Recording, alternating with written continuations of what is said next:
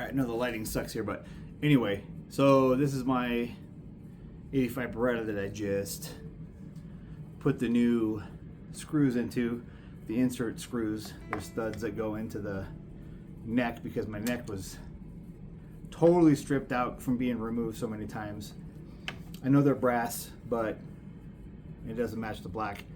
But I'm not looking at the back of the guitar, and I've done a lot of mods to this guitar. Anyway, one day I'll do a cool rundown of this guitar. It's my original guitar that I've had since I was 13 years old. Anyway, now I can do whammy bar stuff, no problem.